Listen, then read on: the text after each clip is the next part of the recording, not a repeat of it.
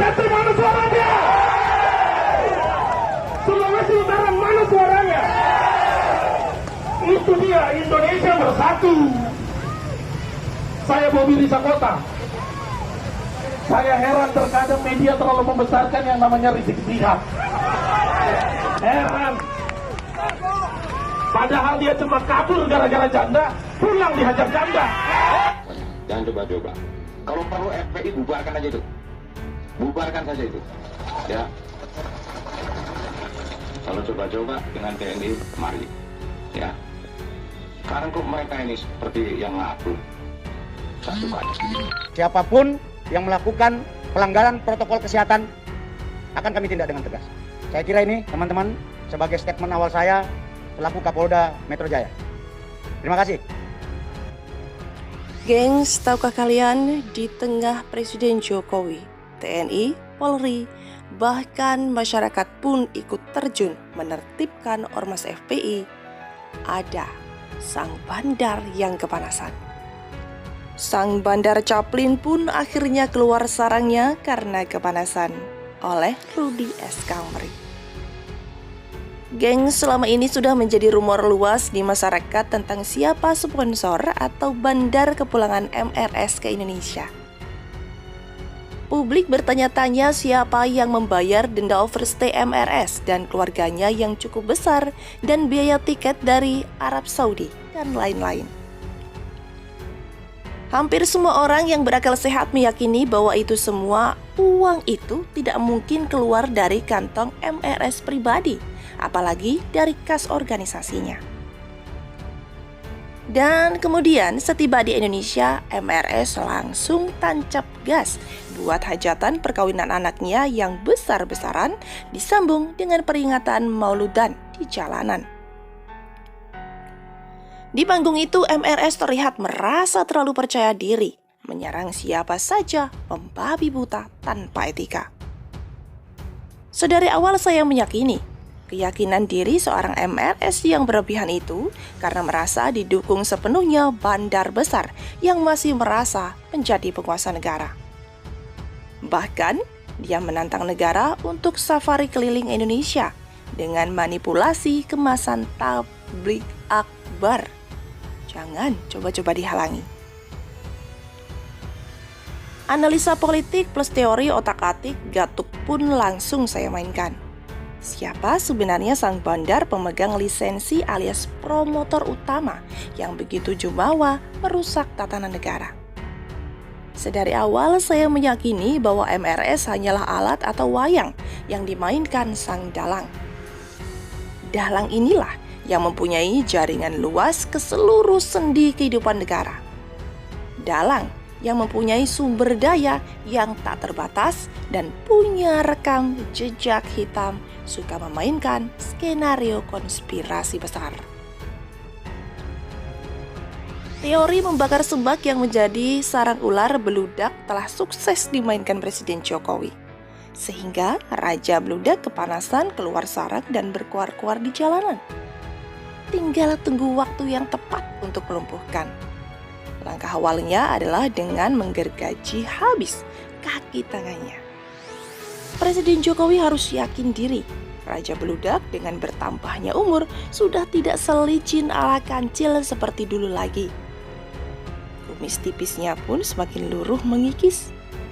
Selalu ada saatnya Tuhan menghentikan kelakuan kriminal sang iblis melalui ambisinya dan melalui kepongahannya. Dan saat ini, salam satu Indonesia. Sudah menjadi rahasia umum sang Caplin ini mempunyai kaki tangan di segala lini. Mulai di institusi aparat keamanan negara, beberapa pejabat negara, dan beberapa partai politik.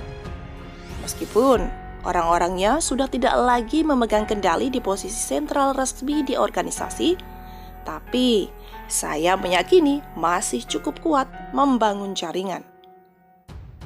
Alat Caplin di pemerintahan sudah terbaca luas. Salah satunya adalah gubernur ibu kota yang menjadi pion kesayangannya. Sedangkan di partai sudah bisa ditebak dengan terang benderang saat mengapa tiba-tiba fraksi milik Pak Brewok di DPRD DKI Jakarta membela membabi buta Gubernur DKI Jakarta.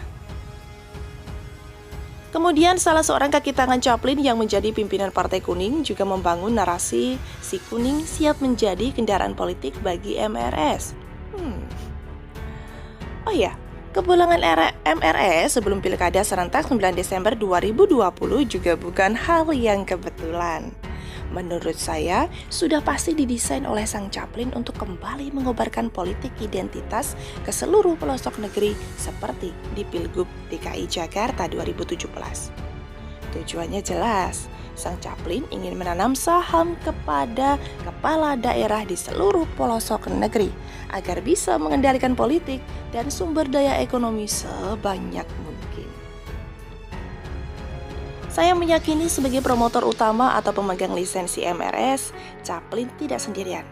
Pasti ada co-promotor yang mendukungnya, khususnya dalam hal pendanaan. Nah, di posisi kerjasama harmonis tapi bengis ini, maka lahirlah kelompok mafioso Trio C, yaitu Chaplin, Cendana, Cikias. Dan tentu saja yang bertindak sebagai arranger adalah si kumis tipis sang Chaplin. Skenario menguasai negara dengan memainkan wayang MRS langsung dimainkan, tapi skenario besar Trio C berantakan, ambyar berkeping-keping. Saat ternyata secara tidak diduga Presiden Jokowi menggeram dan menggebrak melalui Kapolri dan Panglima TNI. Apalagi sang Chaplin kelihatannya juga sudah menjadi komunikasi intens dengan sang penggantinya di pemerintah. Teori komunikasi antara sang Chaplin dengan penggantinya di pemerintahan mendapat pembenaran nyata saat sang kiai si pengganti ini dari awal selalu bersikap manis kepada MRS, bahkan konon akan menerima MRS di istananya. Prediksi Presiden Jokowi bahwa tidak akan berani menggerakkan TNI Polri dan keyakinan terlalu kuat ada jejaring sang Chaplin di istana lamanya membuat selama ini sang Chaplin nyaman di persembunyian.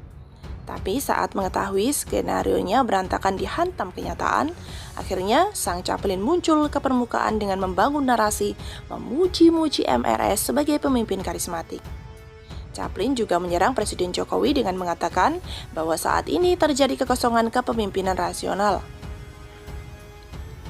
Suatu narasi sesat dari orang yang terbongkar kedoknya. Nah sekarang, sang Chaplin sudah membuka topengnya, menampilkan diri. Kini tinggal keberanian Presiden Jokowi untuk menggerakkan lebih kuat dan keras, tapi terukur. Politik negara dengan memainkan TNI dan Polri dan dukungan partai koalisi yang tersisa untuk menghantam kelompok mafioso Trio C yang dimotori sang Chaplin. Presiden jangan lagi kehilangan momentum saat ini. Dukungan masyarakat Indonesia sangat luas untuk membersihkan kerak-kerak bangsa yang selalu mengganggu stabilitas keamanan negara. Presiden Jokowi tidak boleh ragu lagi karena kekuatan politik negara saat ini mengumpul solid di tangannya. Langkahnya konkret adalah pertama, gembosi kekuatan sang Chaplin melalui penangkapan MRS yang sudah cukup bukti untuk ditersangkakan.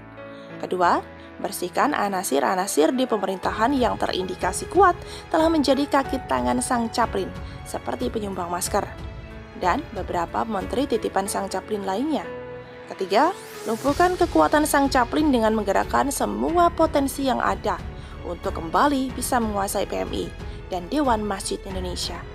Ini penting agar jaringan sang Chaplin langsung terputus di semua lini. Dan langkah terakhir dari Presiden adalah menjewer dan mengendalikan dengan tali kekang yang lebih kuat agar sang wakil jangan liar main dua kaki.